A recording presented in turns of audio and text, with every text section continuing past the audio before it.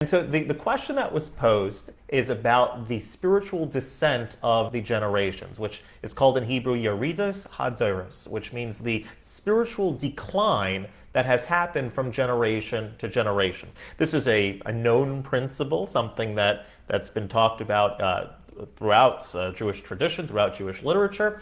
And so I wanted to address the concept of what it means and sort of how it works. And I'm going to begin with a short story. So there's a story that's told of a wise-looking old rabbi, a grandfather, who's sitting on an airplane with his grandson. And the grandson is very well behaved and being very respectful to his grandfather, doing whatever the grandfather asks of him.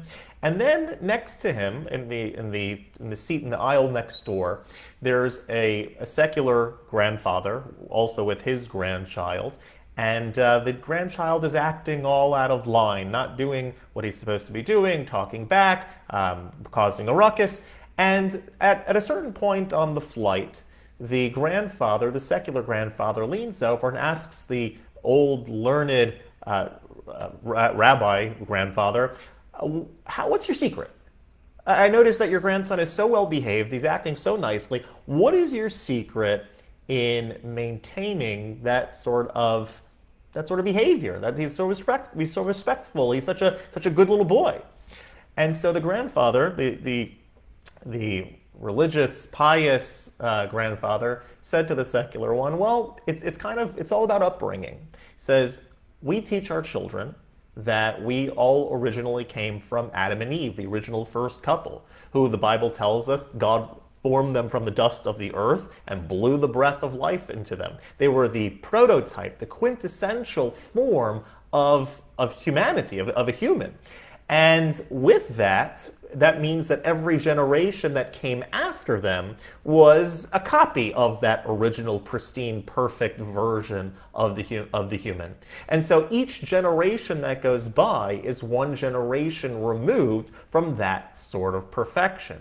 And so in the same way that if you have an original document and then you make a photocopy of it, and then you make a copy of that copy, and a copy of that copy of that copy, well, when you get 10 copies away, and you have a copy of a copy of a copy, all of a sudden the copy that you have isn't quite as good as the original. I mean, it has various components of the original, but it's not certainly the same quality and pristine nature of the original.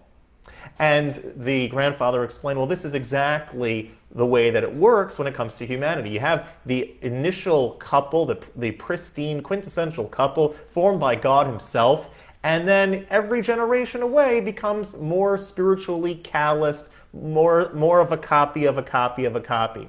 And so my grandson respects me because I'm 2 generations closer to the original pristine state. That's why there's that respect, because I'm 2 generations more evolved, more close to that original source at the beginning of time.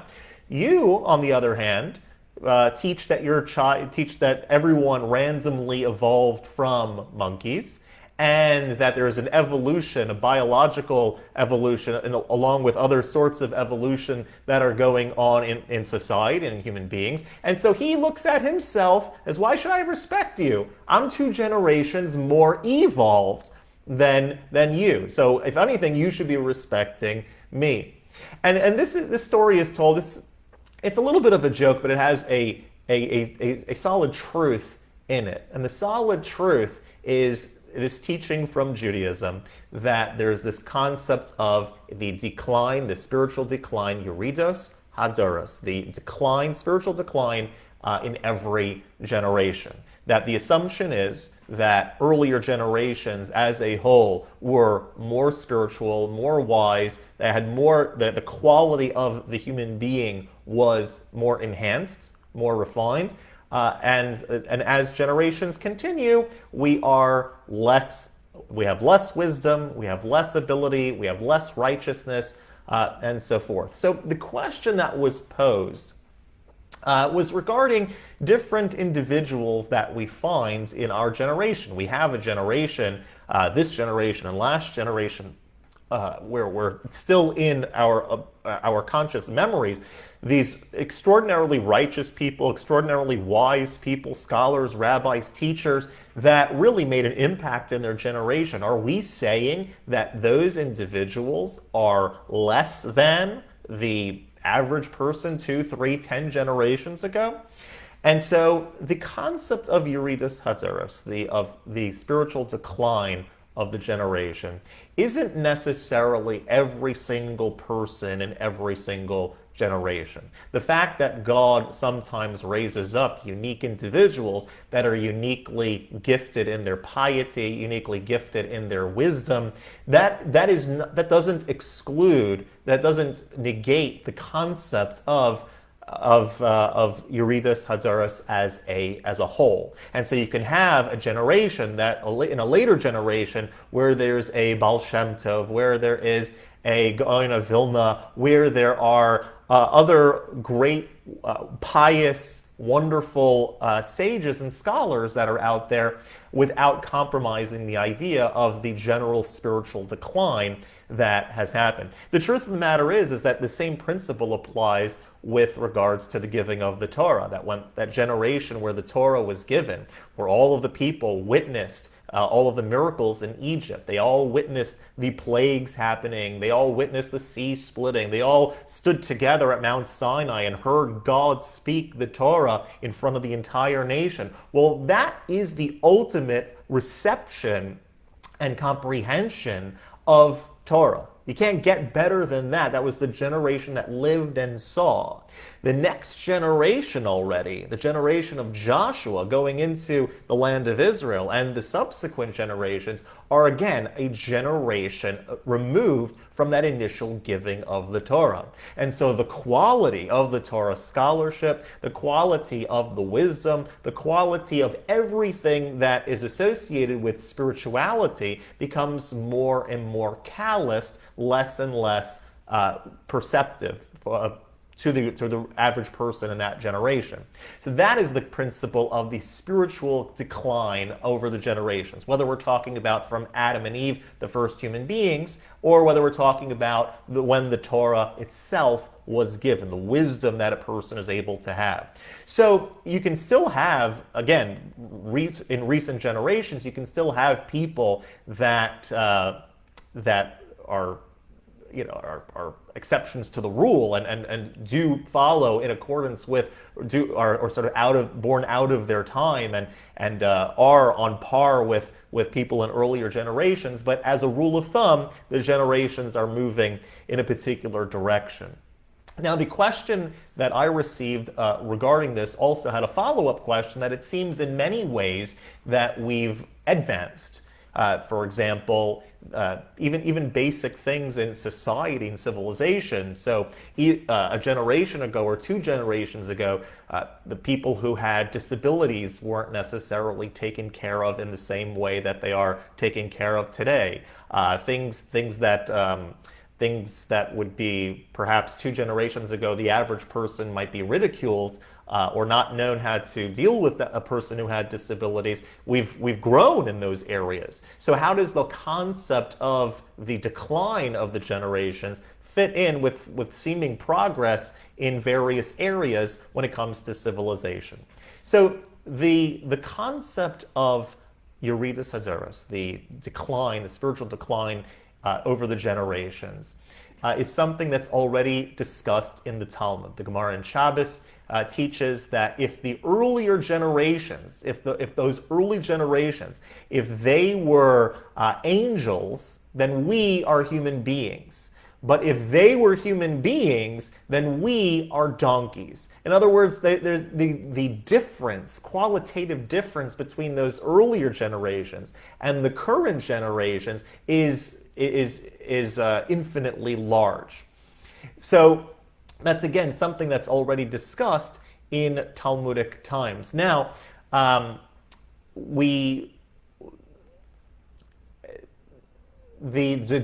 degree, the idea that, again, that Hashem might sometimes provide an exceptional or outstanding Torah scholar or righteous person out of their time doesn't contradict this principle. Now, the question about when we talk about the growth in society, this is something that the distinction that we can make when it comes to the decline of the generations really is based on two different sorts of achievements. We'll call them cumulative achievement and non-cumulative achievement. So what that means, for example, is that in a generation like ours, where everyone knows that, for example, Isaac Newton was one of the greatest scientific minds of ever. And yet, the average high school science teacher probably knows more today than Isaac Newton did, and certainly in his time. Now, what does that mean? Does that mean that that the high school science teacher is a better scientist than Isaac Newton? How come we don't read about him? Maybe 500 years from now, we'll read about this high school math teacher. No, it doesn't mean that this high school math teacher, just because he knows more than Isaac Newton, is a better scientist than Isaac Newton. This high school scientist only knows what he knows because of cumulative knowledge. In other words, that he was able to study in books that were researched by other people who wrote books, about other people that researched and wrote books, all the way back to the wisdom that was brought to the fore by Isaac Newton. So the quality of Isaac Newton as a scientist is still head and shoulders above anyone in our generation. The people that are currently alive today, even a high school science teacher knows more than Isaac Newton, is not because of the inherent wisdom that they have, their inherent nature as a scientist. It's much more because of this cumulative knowledge. What Jewish literature would call being midgets on the head, standing on the shoulders of giants. That we are simply in the same way that having a dwarf, having a small person standing on the shoulders of someone that's a giant allows the short person to see much farther than the giant can see in their own on their own. That doesn't mean now that the short person is now greater or taller than the giant, but since the small person is standing on the heads of the giants, he can now see a bit farther than the giants who he's standing on. And that's the same thing today. That, yes, a high school science teacher would know more than Isaac Newton, but that's not the inherent quality of his ability as a scientist. That's just because he's standing upon the cumulative knowledge of Isaac Newton, ultimately of Isaac Newton. So Newton and Aristotle and Euclid of Euclidean geometry were almost certainly far greater than any scientist alive today, despite the fact that we now know more because this is only because of standing on the heads of giants. And so this type of achievement is worth something. It means something, but the quality of it's not because of the inherent quality of what we have today. It's just simply because we're built on prior knowledge. Okay, that's number one. That's the cumulative knowledge part. Then there's the non-cumulative knowledge part. And when we look at the non-cumulative knowledge, we could see this across the board, that when we look at prior generations, they are head and shoulders above what the more modern generations are able to show. So even in the world of Torah, Hashem's Torah is perfect, but because all human beings are imperfect, and even the greatest among us doesn't even know a tiny fraction of the wisdom that our forebears had. We may know more today than some of them knew in certain areas, not because we know more, but because we now have books upon books upon books, generation upon generation upon generation of this building. So it's not just Newton and Aristotle that all of our secular wisdom has grown over the generations from, but also when we talk about Torah wisdom as well. That doesn't mean that the average rabbi today, even though he has more access to more books and more knowledge, that he's inherently more pious or wise than our earlier sages. Okay? Again, it's cumulative knowledge, cumulative wisdom. Then there's non-cumulative wisdom. And this type of achievement is in contrast to the cumulative. Non-cumulative wisdom is, take a figure, for example, like Michelangelo, like a Shakespeare, like a Bach, who they lived a long time ago, yet nobody today can be taught that the particular ways in which they can't, no one is superior to them today in things like sculpture, in things like literature, and things like music. Right? Everyone today pales in comparison to those particular individuals because such knowledge simply cannot be taught. It's not a knowledge that can be cumulative knowledge. It's true we can learn from them, but we can't outperform them. We're not outperforming Bach. We're not outperforming Shakespeare. We're not outperforming Michelangelo today. Right, at all, in any way. Unlike Newton, where we can outperform Newton because what his wisdom, what his knowledge was able to do becomes cumulative knowledge for the generation. However, non-cumulative knowledge, when you have the Shakespeares, the Michelangelos, and the Bachs, that is wisdom that is non-transferable, and we cannot outperform them even today. So it seems likely today that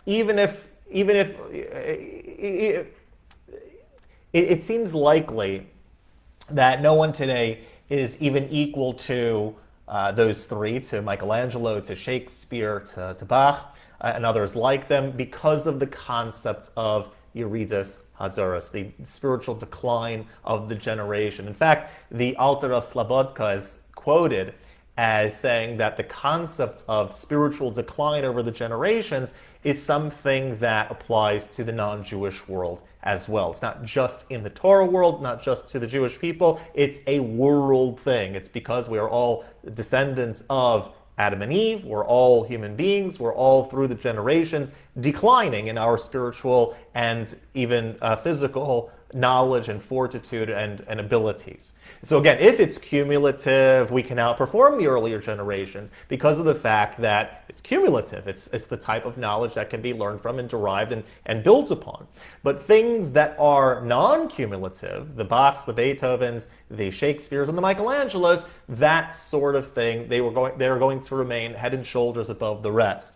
No one's going to outperform them anytime soon. And even in things like political leadership, for example. So you have President Washington and President Adams and Jefferson, who were far from perfect as individuals, but who would consider a recent president, an American president, to even be in the same league as far as leadership, as far as ability, with Presidents Washington, Adams, or Jefferson. The same thing with the intellectuals. There's no one to compare to Socrates and to Plato, even more recent generation. There's no Immanuel Kant. Okay, it just doesn't exist. And so in individual virtue as well, a sense of honor, all of these things, who can find in our generation someone that would fit these qualities? We haven't seen we have seen the decline of generations happen very much before our eyes in this way. So again, cumulative knowledge, we can surpass the earlier generations just because we have access to more, but that's not because of the inherent quality that we have. So the principle of spiritual and decline and wisdom decline still is in effect. It's just that we happen to be built upon prior generations. But the non-cumulative, when it's something that cannot be learned, cannot be passed on in a proper way, there's no way that someone is going to surpass the Shakespeares and the Michelangelos. And if they did, it would be, again, just an exception rather than the rule. As a general whole, we are much lower than the prior generations. And so All the more so as well when we talk about achieving greatness in Torah and acquiring knowledge and the analytical ability of assessing, of discovering, of delving into Torah literature, that our quality has declined. We are much more calloused than our earlier generations. And so each generation has to learn these skills anew, and Yeridat, ha-dorot, the spiritual decline, began already with the second generation from Sinai. And so we are way down the line in our ability, and we're doing the best that we can. That's what we do. In fact, there was it's said in the name of Rav Shlomo Rottenberg, who was a historian. He says that Chazal teach, that our sages teach, that what was the difference between Moshe, between Moses, who was called likened to the sun, and Joshua, who was likened to the moon. And so he says that the difference between Moses and his generation and Joshua and his generation is like the difference between day and night. In other words, there's such a vast difference in the quality, the spiritual quality that takes place over the generations that it's just like day and night. The point is that in our generation, spiritually speaking, we are the lowest, we are the most calloused, we are like the heels of the body. If you think of those earlier generations like the head of the body, we have devolved spiritually to where we're like the heels, where we're very, spiritually speaking, insensitive or callous like the heel. And that's why the latter generations in Jewish literature are called the heels of Mashiach. Because again, we are more calloused, we are like the heel of the foot on the body than the earlier generations which were called the heads.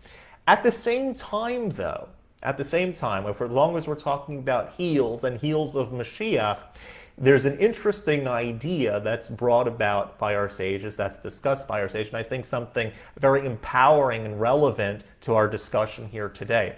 When a person wants to enter into a nice hot pool, you want to go in a nice jacuzzi, what part of your body, specifically because it is callous, what part of your body do you stick in first? You stick in your foot, you stick in your heel, you stick in the part of your body that's not sensitive.